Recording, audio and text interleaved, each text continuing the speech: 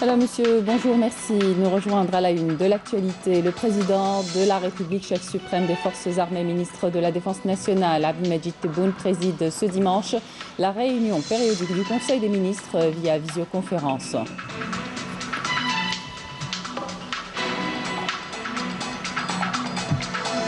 Le président de la République, Abdelmadjid Tebboune, chef suprême des forces armées, ministre de la Défense nationale, a présidé hier samedi à l'Académie militaire de Chirchel Houari Boumedienne la cérémonie de sortie de 3 promotions d'officiers de l'armée nationale populaire.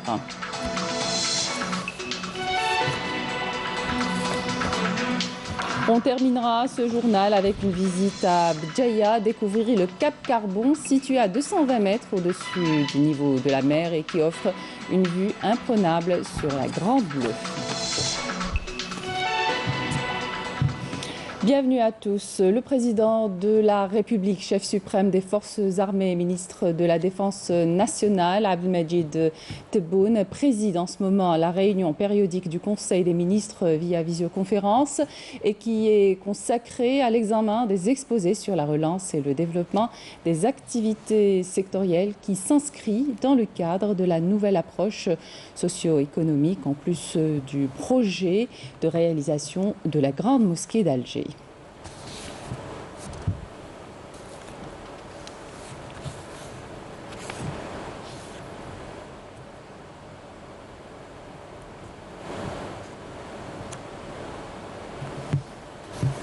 Le président de la République, Abdelmadjid Tebboune, chef suprême des forces armées, ministre de la Défense nationale, a présidé hier samedi à l'Académie militaire de Chirchel Houari Boumedienne la cérémonie de sortie de 3 promotions d'officiers de l'armée nationale populaire. Il s'agit de la 13e promotion de formation militaire commune de base, la 51e promotion de formation fondamentale et la 4e promotion d'officiers du cycle master. Karim Haïfa.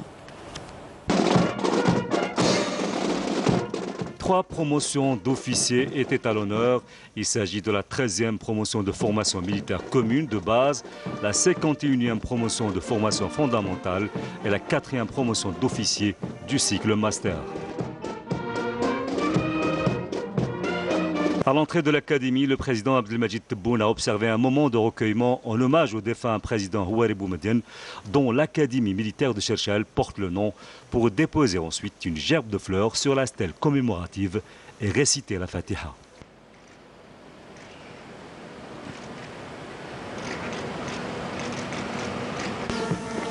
La délégation s'est ensuite rendue à la place d'Armes où le président de la République a passé en revue des carrés des formations militaires, et ce avant que le général de corps d'armée et chef d'état-major de l'ANP ne prononce une allocution dans laquelle il a salué l'intérêt particulier accordé par le chef de l'État à l'Académie à travers la mise à disposition de toutes les conditions qui permettent de concrétiser les objectifs en termes de modernisation de l'armée algérienne.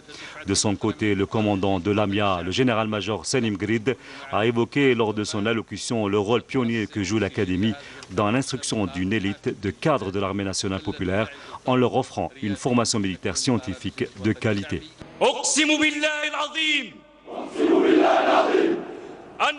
Après la prestation de serment par les promotions sortantes, le président de la République a procédé à la remise des grades et des diplômes aux majors de promotion. Les membres de la délégation accompagnant le chef de l'État ont ensuite remis les diplômes et les grades aux autres lauréats.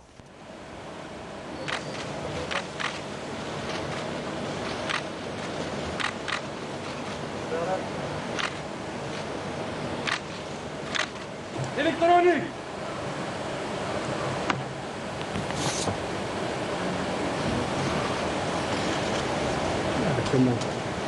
La cérémonie s'est poursuivie par la passation de l'étendard de l'Académie entre la promotion sortante et celle montante, avant que le major de la 51e promotion de la formation fondamentale ne soumette à l'approbation du président de la République la baptisation de la promotion au nom du défunt Moudjahed, le général-major Abdelmal Gnezia. Les carrés de formation ont ensuite quitté la place d'Armes, cédant place aux exhibitions sportives de combat avant de reconstituer un tableau représentant les couleurs nationales. La cérémonie a été clôturée par une parade sur des airs de musique militaire interprétés par une troupe de la garde républicaine.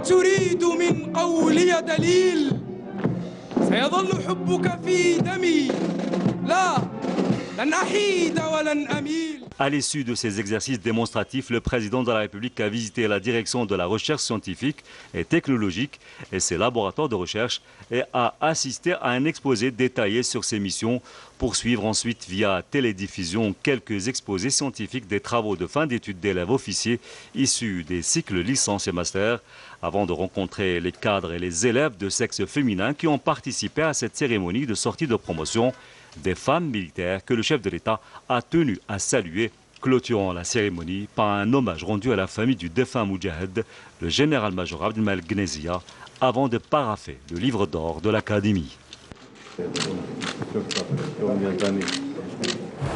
Lors de sa rencontre avec la société civile dans la wilaya de l'Rouat Nazih Ben Rmdan, conseiller auprès du président de la République chargé du mouvement associatif et de la communauté algérienne à l'étranger, a insisté sur la nécessité dans la nouvelle Algérie de créer des bases solides et pérennes entre les institutions de l'État et le mouvement associatif, l'implication de la société civile dans les affaires du pays est un gage de développement de ce dernier. Les représentants de la société civile ont soulevé à cette occasion bon nombre de points et fait des propositions, notamment sur l'importance d'aplanir les difficultés qui vont en travers des actions du mouvement associatif. À Béchar, un vaste programme visant la sécurisation des besoins en eau potable des populations dans la wilaya déléguée de Bni Abbas a été lancé. Cette dernière va bénéficier bientôt d'importants fourrages localisés dans la région de Zgemra afin de répondre aux besoins des habitants en eau potable et les besoins en irrigation agricole. Raouf Hamouch. Avec les fortes chaleurs enregistrées ces derniers jours dans la wilaya déléguée de Bni Abbas, la région semble connaître encore quelques entraves avant que l'eau ne coule en abondance dans les robinets des citoyens de la ville, et ce, en dépit des moyens matériels mis en place. Dans le quartier où nous vivons, Hamdi Ahmed, nous souffrons encore du manque d'eau. L'alimentation en eau potable est assurée un jour sur deux. Dans d'autres quartiers, l'eau potable est disponible 1 heure tous les 2 jours. Et face à ce manque flagrant en ressources hydriques de la région, les autorités locales ont mis tous les moyens matériels en vue de sécuriser l'alimentation de la population en eau potable en cette période estivale et crise sanitaire. Nous avons réalisé une station de pompage avec une capacité de 400 mètres cubes dans la zone agricole de Djbel Babahida. Ajoutez à cela une réserve de 500 mètres cubes qui sera délivrée prochainement afin de régler les faibles ressources en eau.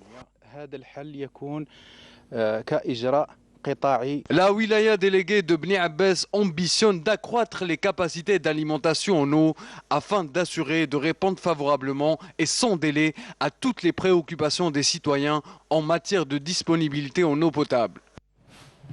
Avec la croissance démographique que connaît la wilaya de Béchar, les besoins de ses habitants ne cessent de s'accroître dans différents domaines, notamment en matière d'énergie électrique. Pour répondre aux besoins de ces populations, les autorités locales ont lancé plusieurs chantiers dans la Daïra d'El Ouata et celle de Kerzez. Nessima Imloula.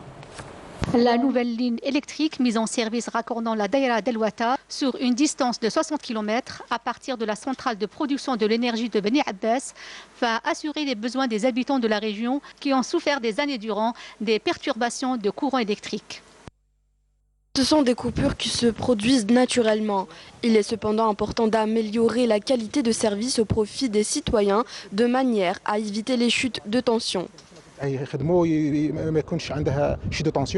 ville de Kerzaz, dont le déficit en matière électrique a également suscité la colère des habitants, vient d'être dotée d'un générateur pour augmenter la production de l'énergie électrique, permettant ainsi d'améliorer les conditions de vie des habitants.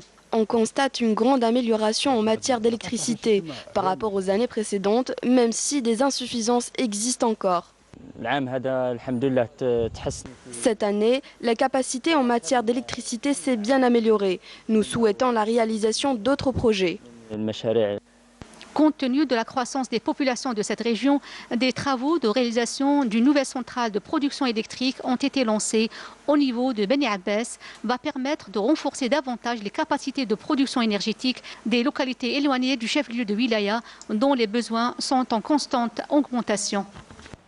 Algérie Post améliore ses prestations à travers l'application Berid Pay, un nouveau service électronique qui permet aux clients de payer les redevances aux commerçants à travers l'application Berid Mob. Ainsi, le commerçant aura le choix de ne plus utiliser la technique des terminaux de paiement électronique. Marim Damis nous explique cette opération. Si vous avez un smartphone, vous pourrez désormais faire vos achats plus facilement et plus rapidement surtout. Algérie Post lance un service de paiement mobile, Berid Pay, en scannant depuis l'application mobile Berid Mob un QR code attribué au commerçant ou généré par la transaction. Il permet au client de payer le commerçant par un transfert d'argent de son compte vers le compte de ce dernier. Algérie Post a procédé au courant de cette année à l'élargissement de l'opération de distribution de terminaux de paiement électronique. Leur installation au niveau des commerces gratuitement en les accompagnant par des mesures incitatives. L'un des objectifs recherchés à travers cette démarche est la prévention contre le Covid-19, puisque l'argent constitue un facteur de contamination. Le ministre du Commerce appelle les commerçants à adhérer à cette démarche qui présente selon lui de nombreux avantages. Le commerçant doit savoir que la réglementation est claire concernant le paiement électronique qui est obligatoire et non pas un choix. La loi l'oblige à adopter ce mode de paiement. Je pense que cette méthode est plus facile d'autant que 37 millions d'abonnés à la téléphonie mobile sont dotés de la 4G. Et même sur le plan coût, c'est moins cher.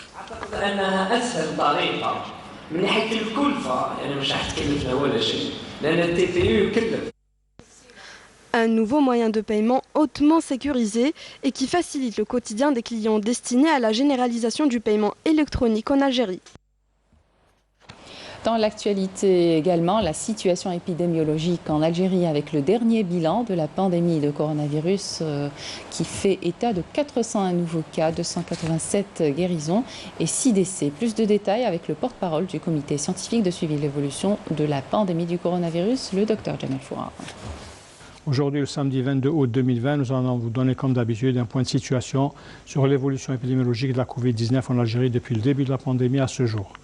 Pour ce qui est des principaux indicateurs enregistrés au cours des 24 dernières heures, nous avons 401 nouveaux cas, 255 patients hospitalisés, 287 patients guéris, 49 patients hospitalisés en soins intensifs et 6 décès. Avec la notification de 401 nouveaux cas, l'incidence au cours des 24 heures est de moins de 1 cas pour 100 000 habitants, sachant que 15 wilayas n'ont pas enregistré de cas au cours des 24 dernières heures, 17 wilayas ont enregistré entre 1 et 9 cas et 16 wilayas ont enregistré 10 cas et plus. Pour ce qui est des décès, au cours des 24 dernières heures, nous avons enregistré 6 nouveaux décès. Pour ce qui est des patients hospitalisés durant les 24 dernières heures, leur nombre est de 255 patients. Pour ce qui est des patients guéris qui ont donc été traités selon le protocole établi, leur nombre est de 28 874 à ce jour, dont 287 sont guéris au cours des 24 dernières heures. Pour ce qui est des patients en soins intensifs, nous avons actuellement au niveau de nos hôpitaux 49 patients hospitalisés en soins intensifs. Et nous terminons par dire qu'il faut rester vigilant, il faut respecter les règles de prévention d'une manière générale et surtout la distanciation sociale et le port de masque obligatoire. Après plusieurs mois de fermeture, les universités se préparent à la reprise progressive des cours. Exemple à l'université Saad Dahleb de la wilaya de Blida, où toutes les mesures de prévention sont en train d'être mises en place pour assurer une rentrée universitaire en toute sécurité aux étudiants. Marim Damiz. L'université Saad Dahleb de Blida se prépare à accueillir les étudiants pour la reprise des cours. Le personnel met tout en œuvre pour leur assurer une sécurité optimale afin de limiter la propagation du coronavirus. Nous avons entamé l'opération de désinfection de tous les lieux de l'université. Les masques protecteurs et le gel hydroalcoolique sont mis à la disposition des étudiants. La reprise des cours se fera sous des conditions exceptionnelles et de manière à respecter scrupuleusement les consignes de sécurité sanitaire afin d'éviter toute contamination au coronavirus au sein de l'université. Lors de l'entrée et de la sortie des étudiants, nous exigeons le respect ferme de la distanciation physique. C'est un programme complet pour reprendre et continuer cette année scolaire en prenant en considération le respect strict des mesures préventives. La conscience et la vigilance des étudiants restent de mise pour préserver leur santé en évitant toute éventuelle infection au coronavirus. Et à Ouargla, les candidats au BEM et au baccalauréat ont passé un examen blanc sur les mesures barrières contre la Covid-19 en prévision des épreuves de passage. Tout un dispositif a été lancé par la direction de l'éducation afin d'assurer le respect des règles sanitaires et garantir la santé des élèves. Reportage Benouna Mohamed Ayoub, le commentaire est signé Bedia Amani. Les dates des examens du brevet de l'enseignement moyen et du baccalauréat approchent à grands pas. Les préparatifs pour ces deux événements nationaux qui se dérouleront dans une conjoncture particulière cette année vont bon train. Ici, au niveau du lycée Habbi Abdelmalek, dans la commune de Ngoussa à Ouargla, un examen simulé a été organisé. Son objectif, mettre en place les mesures de prévention contre la Covid-19. Un protocole sanitaire sera élargi à tous les établissements retenus pour ces examens. Je rassure tous les parents d'élèves dont les enfants passeront les examens du BEM et du baccalauréat que toutes les conditions sont réunies pour les accueillir.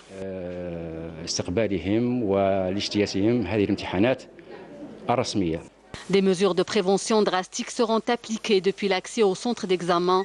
Les encadreurs veilleront au grain en faisant respecter la distanciation sociale, le port obligatoire du masque et la désinfection. Les élèves seront orientés dans les salles de classe où un protocole sanitaire strict est mis en place. Nous avons mis en place 2 schémas pour faire asseoir les élèves. Le premier se décline en 4 rangées, avec 5 élèves seulement par rangée. Le deuxième est composé de 3 rangées, c'est selon la capacité de ces classes. Tout est organisé ici suivant les mesures de prévention mises en place par l'établissement pour préserver la santé des élèves. Nous remercions nos enseignants et tous ceux qui ont participé à mettre en place ce schéma pour nous préserver du corona. Ces mesures mises en place par les autorités locales de la wilaya de Ouargla sont pour l'intérêt des élèves qui pourront passer leur examen en toute sécurité. Suivi à présent de l'évolution de la pandémie de coronavirus au monde qui a causé plus de 800 000 morts face à des contaminations qui repartent à la hausse. Les restrictions se durcissent dans le monde. En Espagne, où le nombre total des cas diagnostiqués s'est accru de plus de 8 000 en 24 heures, il est désormais recommandé à la population de Madrid de se confiner dans les zones les plus affectées par le coronavirus. En Angleterre, le confinement est durci dans plusieurs zones du nord-ouest et la deuxième ville, la plus peuplée, Birmingham, a été placée sous surveillance et à partir de ce dimanche, la Corée du Sud étend l'ensemble de son territoire le renforcement des mesures de restriction appliquées dans la région de Séoul. On termine ce journal avec une visite à Bjaya, découvrir le Cap Carbon situé à 220 mètres au-dessus du niveau de la mer et qui offre une vue imprenable sur la Grande Bleue. Nous allons aussi nous approvisionner en eau douce aux Aiguades qui provient des entrailles de Sba Djibilet. Nessima Ibdoul.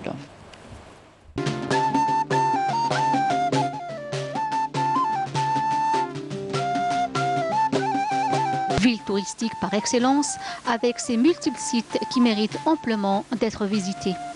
Depuis la falaise, un balcon vient nous livrer une belle carte postale. De la jetée en contrebas, des lieux féeriques viennent alors s'offrir à tout visiteur. Le Cap Carbon est équipé d'un phare édifié à 220 mètres au-dessus du niveau de la mer, ce qui en fait à la fois un des plus hauts phares de la mer Méditerranée.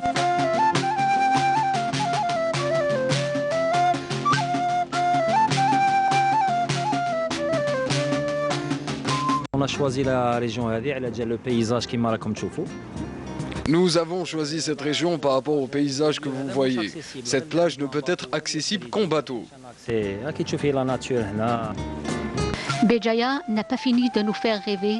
Cette ville millénaire regorge des lieux plus splendides les uns que les autres. Le golfe des Aiguades est une suite auguste des criques, annonce une harmonie parfaite entre une eau pure et savoureuse, puisée des entrailles des Sba Djibilet et une flore abondante et variée.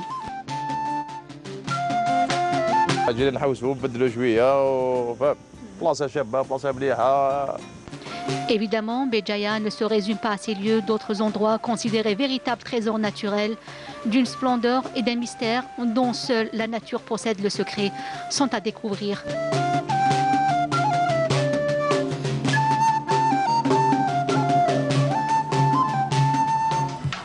Et c'est ainsi que s'achève cette édition. Merci de votre attention. L'information continue sur les liens qui s'affichent sur votre petit écran. Excellente suite au programme sur Canal Algérie et à demain.